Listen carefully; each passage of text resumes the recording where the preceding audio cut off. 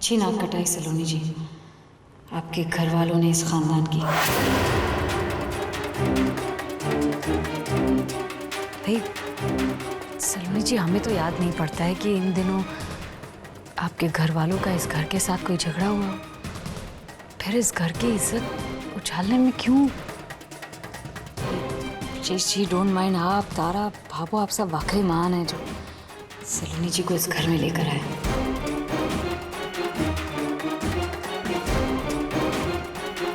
मेरे पिताजी काम ही तो कर रहे थे ना, किसी के आगे हाथ फैलाकर भीख तो नहीं मांग रहे थे।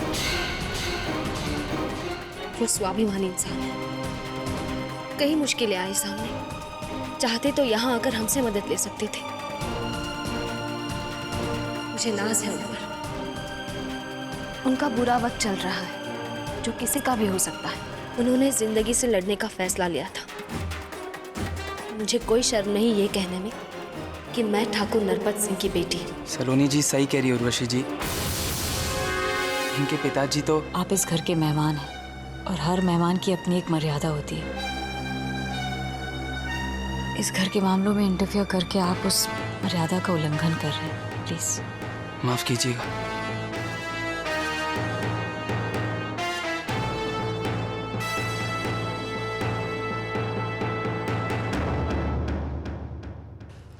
युग मेहमान नहीं है उर्वशी, वो इस परिवार का हिस्सा सा है। मत भूलो उर्वशी, अगर इस घर में दो बहुओं को खोने का मातम नहीं मनाया जा रहा तो उसकी वजह सिर्फ युग है। भाभो हम। एक मिनट उर्वशी जी।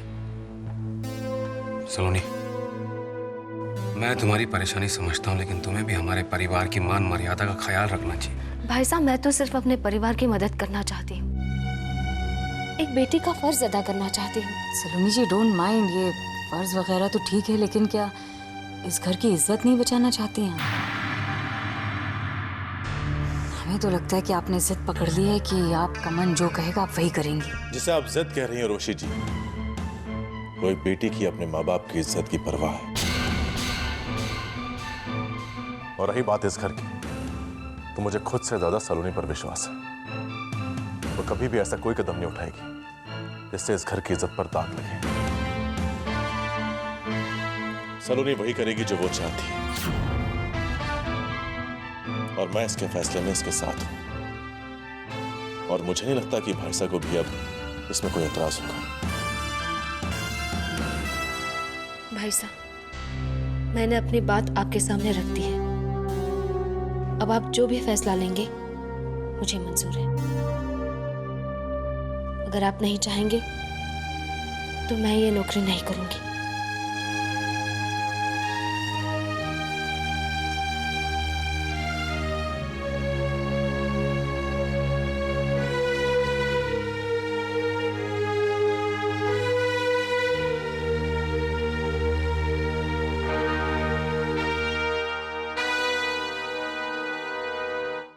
इतना सोचने की क्या जरूरत है सलोनी? अरे दुनिया की बातों पर जाओगी तो जीना मुश्किल हो जाएगा। मैं हूं ना तुम्हारे साथ। जब मुझे तुम्हारे काम करने पर एतराज नहीं है तो क्या प्रॉब्लम है? बात दुनिया की नहीं है नाहर, अपनों की है। ये सच है कि आपका साथ मेरे लिए सबसे ज्यादा जरूरी है, लेकिन भाई साहब की मर्जी के खिलाफ भी नहीं जा सकती मैं। वो इस घर के बड़े हैं, मैं उनकी बहुत इज्जत करती हूँ। उनकी बात ना मानकर मैं उनका अपमान नहीं करना चाहती। काश भाई साहब हालात की गंभीरता को समझ पाते।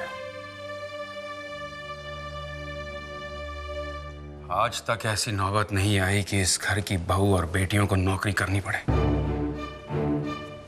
लेकिन सलोनी के घर के हालात भी समझ सकता हूं मैं। उसकी फीलिंग्स की कदर करता हूं मैं, वो गलत नहीं है। अगर सलोनी अपनी फैमिली को सपोर्ट नहीं करेगी तो फिर और कौन करेगा? Brijesh ji, I really appreciate your concern.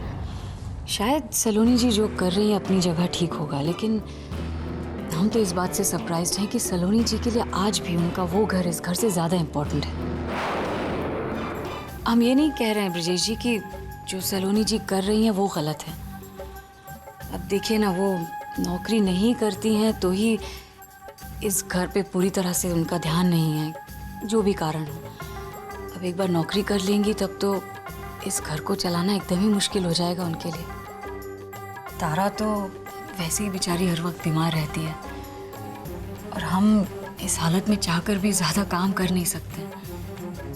भाभू की तो ये उम्र है नहीं कि घर का सारा भार वो संभाल सकें अकेली। इसीलिए हमें लग रहा था कि सलोनी जी का घर के बाहर जाकर नौकरी करना, खैर ऐसी हमारी सोच है, प्लीज डोंट माइंड।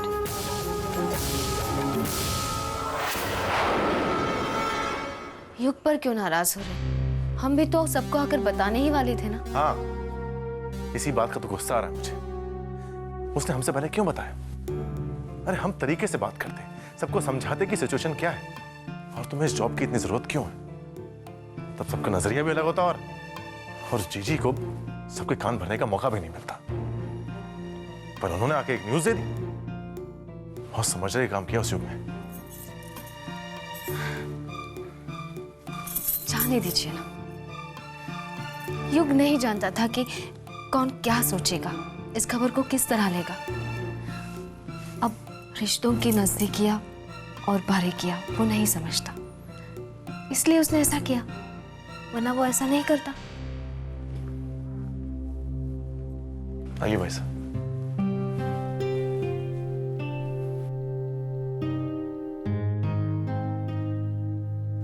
सलोनी, ऐसा नहीं है कि मैं तुम्हारी मुश्किलों से अनजान हूं।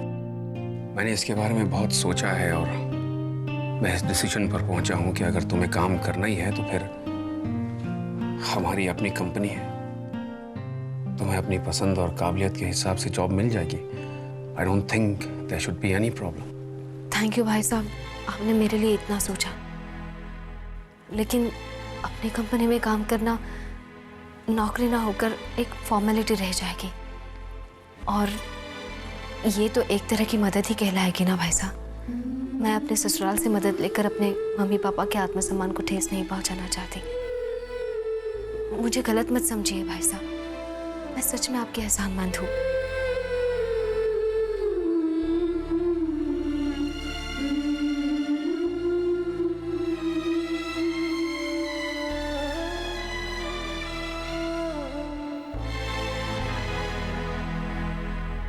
सलोनी को एडवांस का ये 30,000 रुपया मिला है जो उसने हमें दे दिया। अब इन रुपयों में कब तक और कैसे कैसे काम चलाना है ये तुम्हें देखना है। हाँ, घर के बजट में तो पहले कटौती कर चुकी हूँ, अब आगे भी देख लेती हूँ। अरे 38 रुपए वाले चावल की बजाय 25 रुपए वाला चावल खाएंगे, क्या फर्क पड़ता है? 25 क्या, 2.5 रुपये के चने खाने लायक नहीं रखूंगी मैं आपको। इस तरह नोट लिए बैठे हैं जैसे खजाना हाथ लग गया हो।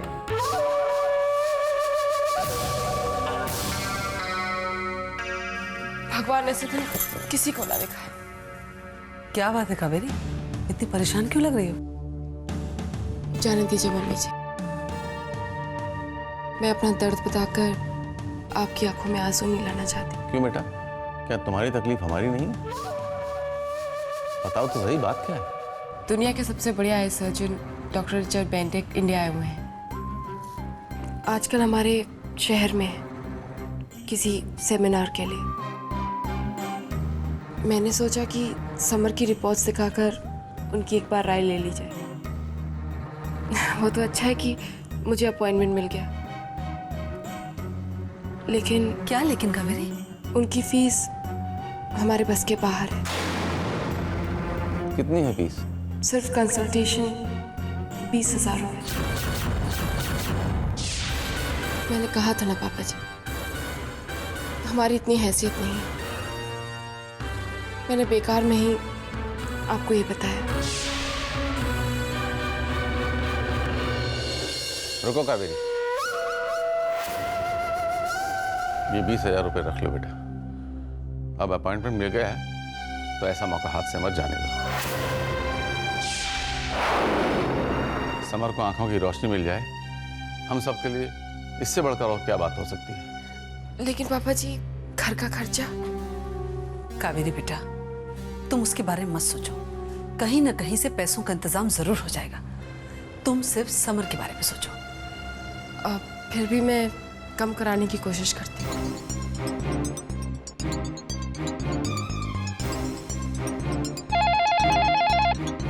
हेलो। हेलो, हाँ जी, मैं कावेरी बोल रही हूँ जी। वो डॉक्टर रिचर्ड बेंटेक की जो फीस है, क्या वो थोड़ी कम हो सकती है? मैडम, मैं आपको पहले ही बता चुकी हूँ, डॉक्टर बेंडेट इंडिया में एक चैरिटी टूर के लिए आए हुए हैं। वो पेशेंट से कोई कंसल्टेशन फीस नहीं लेने वाले हैं। आप पैसों की कुछ फिक्र मत कीजिए। Thank you.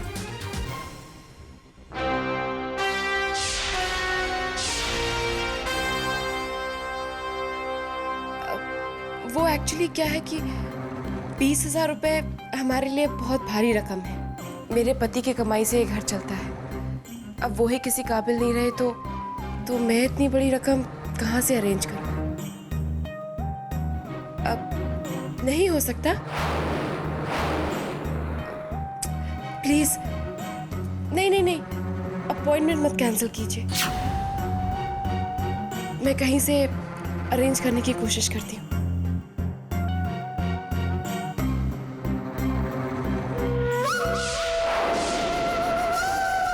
कावेरी बेटा, मैंने कहा ना, तुम कुछ मत सोचो। ये पैसे रख लो बेटा। लो।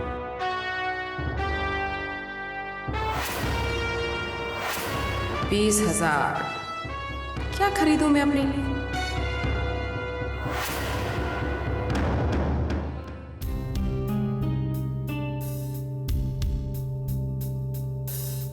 मैं तो जानती थी ब्रजेश कि हमारी कंपनी में काम करना सलोनी को मंजूर नहीं होगा। जानता हूँ बाबू, मगर हमारी कंपनी के होते हुए सलोनी बाहर काम करे, कैसे मंजूर हो सकता है मुझे? सलोनी की मजबूरी को समझते हुए हमें उसका साथ देना चाहिए। उल्टा हमें तो गर्व होना चाहिए अपनी बहू पर कि अपने माँ बाप के बुढ़ापे का सहारा बन रही है बिना हमारी मदद लिए। अगर सलोनी चाहती तो नाम के वास्ते हमारी कंपनी में काम कर कर ढेरों पैसे कमा के ले जाते, लेकिन उसने बाहर काम करना ज्यादा ठीक समझा। अरे भावो, तो हम कौन सा सलोनी जी की बुराई कर रहे हैं? लेकिन इतने बड़े घर की बहू होकर वो दूसरों की नौकरी करे, ये भी तो अच्छा नहीं लगता ना। सलोनी मेहनत करना चाहती है कुंवर साहब, किसी पर बोझ बनकर नहीं रहना चाहती।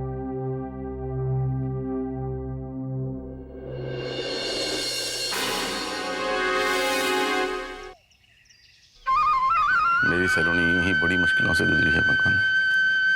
अब अपने लिए उसे और मुसीबत में नहीं डालना चाहता मैं। मुझसे हर कदम पर आपके आशीर्वाद और आपके साथ की आवश्यकता होगी।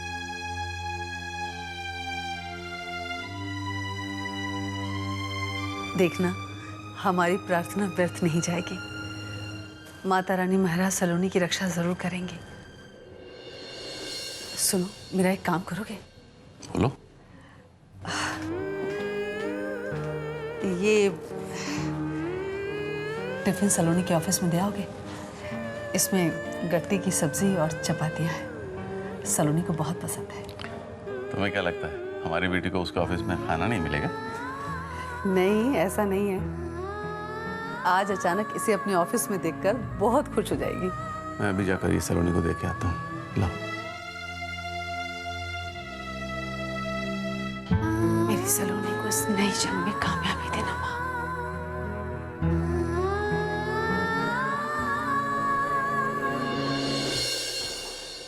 सलोनी, मेरा ब्रेकफास्ट रेडी है ना? हाँ, रेडी है।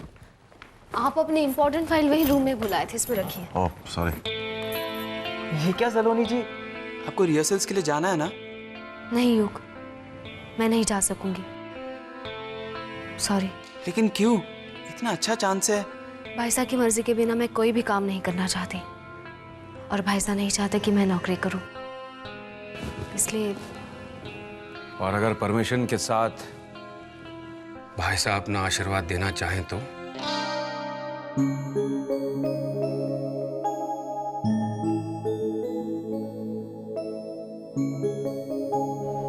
सलोनी, किसी का एहसान लिए बगैर अगर तुम अपनी फैमिली की मदद करना चाहती हो तो तुम्हें रोककर मैं तुम्हारे मकसद के रास्ते में रुकावट तो नहीं बन सकता ना? थैंक यू भाई साहब। अब तो कोई प्रॉब्लम नहीं है ना? नहीं। नए काम पर जा रही हो सलोनी, वही शक्कर खाना शुभ होता है। तुम्हारी हर इच्छा पूरी है।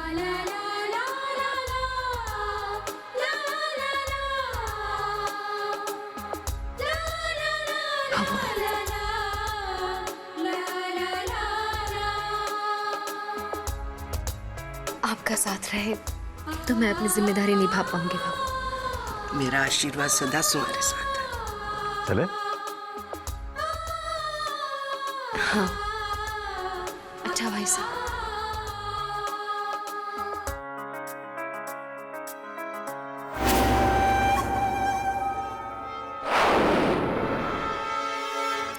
अगर आपकी इजाजत हो तो मैं अपनी इकलौती पत्नी को आज ऑफिस छोड़ दूं। आज उनके जॉब का पहला दिन है। जरूर। Thank you so much. यार ये फोन भी ना सुबह सुबह बहुत परेशान करता है। एनीवे सलोनी जी, आप मुझे आज नाहर ऑफिस छोड़ रहे। ग्रेट, फिर तो मैं भी आप लोग के साथ चलता हूँ। वो क्या एक ही मंजिल है? अब कार भी उधर से जा रही है तो बाइक पे जाके पेट्रोल क्यों वेस्ट करूँ? चलिए। Let's go.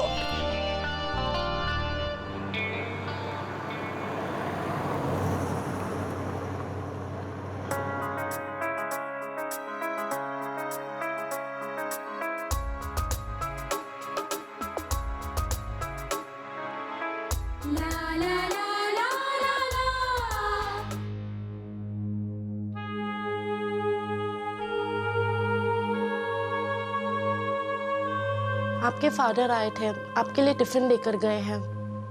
Thank you.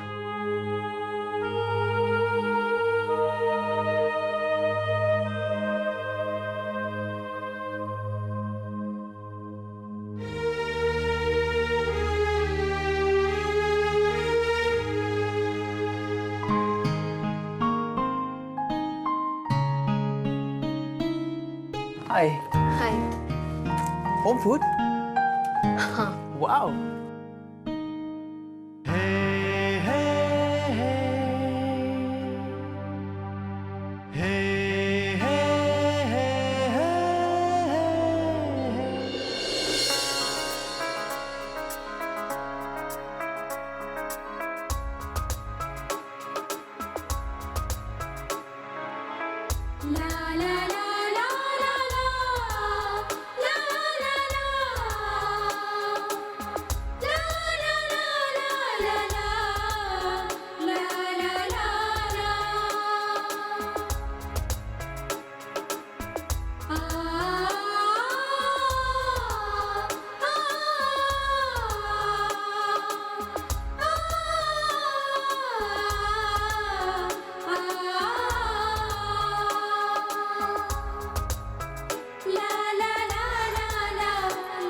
आपने मेरे लिए बनाया, मुझे बहुत पसंद है।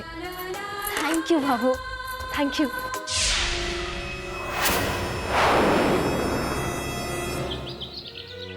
रिहर्सल्स ठीक चल रही है ना युग? कहीं कोई कमी तो नहीं लग रही? ठीक, mind blowing, fabulous. Saloni ji, you are too good. Saloni ji, कभी तो मेरी बाइक को आपकी सेवा करने का मौका दीजिए। नहीं, मैं रिक्शा से चली जाऊंगी। लेकिन क्यों? बाइक पर बैठने को डर लगता है। यही समझ लो। मैं चलती हूँ, बाय।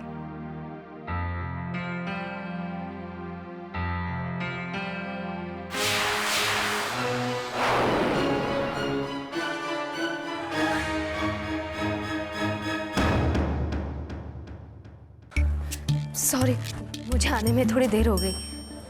हमने अभी पूजा शुरू नहीं की है। हम जानते थे कि पूजा के समय तक तो तुम आ ही जाओगी। युग कहाँ है? तुम्हारे साथ नहीं आया?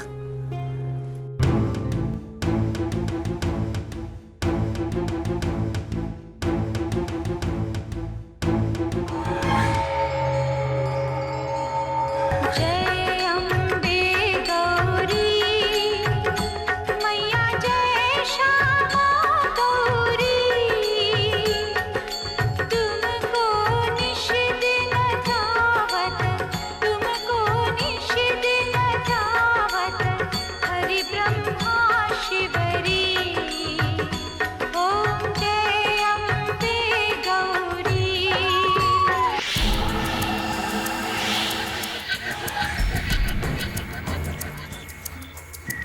कम इन सर?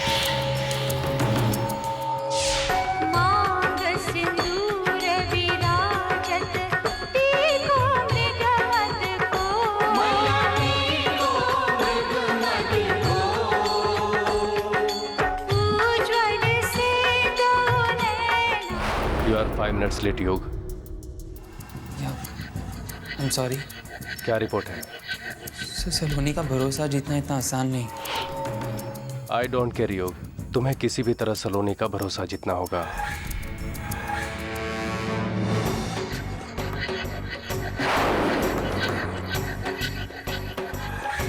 अब तुम कैसे सलोनी को मनाते हो, उसे खुद पर ट्रस्ट करने के लिए मजबूर करते हो, ये तुम्हारी जिम्मेदारी है। सिर्फ एक ही मकसद है मेरा, जिसे तुम्हें पूरा करना है, हर हाल में, हर सूरत में। जस्ट रिमेंबर योग, एक मिशन पर हो तुम, और तुम्हें उस मिशन में कामयाब होना है।